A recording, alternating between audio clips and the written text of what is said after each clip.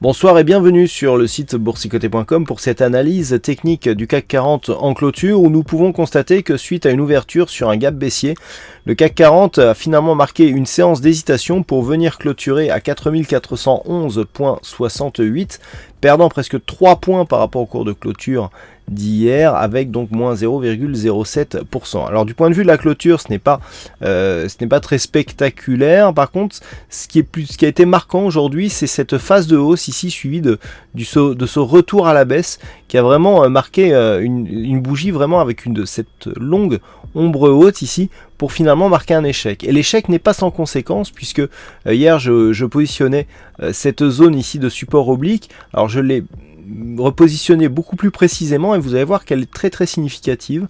Je m'en suis même voulu de ne pas l'avoir vue avant.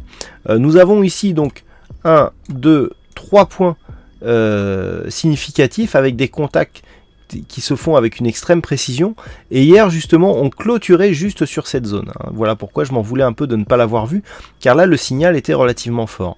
Et ce que nous avons aujourd'hui c'est des cours qui marquent un gap, donc à la base, on a un gap de rupture puisque nous sommes ici au-dessus de cette zone de support.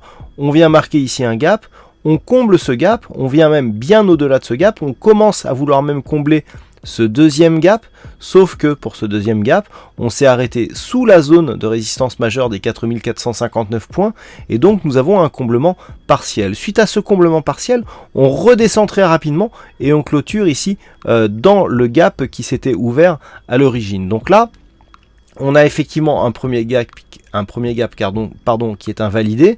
Par contre, sur le deuxième, ici, on voit bien que la résistance qui a été justement impulsée par ce gap reste entière. Et donc, nous avons ici un signal baissier. Là, ici, on a plutôt invalidé l'ouverture du gap. Mais par contre, ce que l'on n'a pas invalidé, c'est la rupture justement de cette zone de support, puisque on ouvre bien sur des niveaux bien inférieurs à cette zone, on comble ici, on vient tenter de combler le deuxième, mais sur la clôture, déjà on clôture ici à l'intérieur du gap, mais surtout sous la zone de support. Et là, techniquement, c'est assez intéressant puisque nous avons quelque part un mouvement baissier qui est en train de se faire. Alors, avant d'aller plus loin, car il y a un autre élément qui est important, je vais revenir sur les indicateurs. Sur les indicateurs, on a donc le RSI qui continue à baisser, on a le stochastique qui est toujours sur sa zone ici, sur son mouvement baissier très puissant. On voit ici la ligne de signal qui a une forte amplitude par rapport à son indicateur. Le MACD qui confirme. Et regardez, premier élément ici qui est important, la hausse des volumes.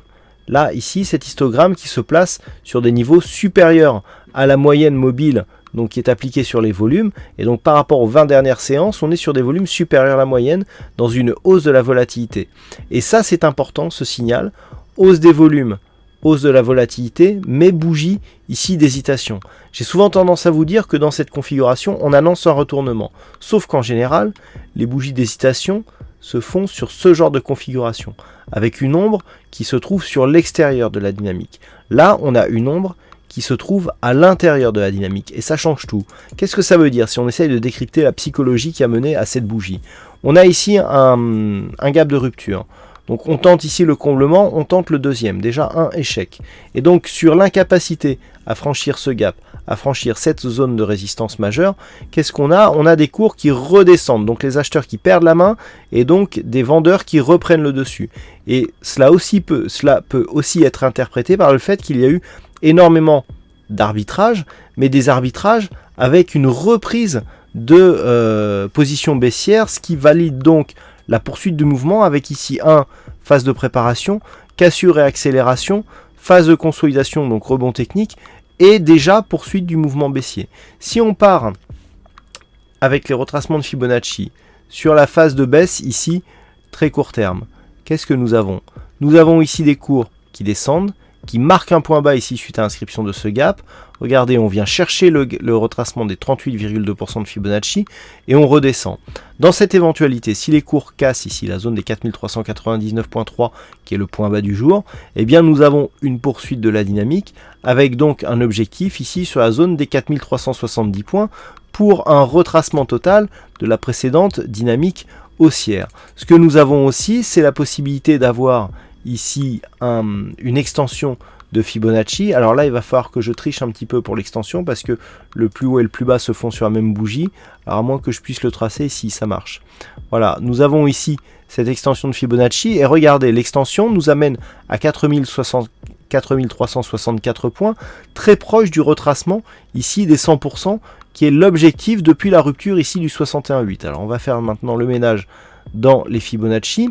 Et donc, ce que l'on peut conclure de tout ça, si on synthétise tous ces signaux, nous avons ici une phase d'accélération baissière, un petit rebond technique, mais qui reste ici sous une zone de résistance, qui n'arrive pas à combler ce gap baissier, et qui redescend ici, et qui, quelque part, eh bien, revient ici dans la zone de gap initialement ouverte. Si on casse ici ce point bas significatif, on a des niveaux d'objectif entre 4365 et 4370.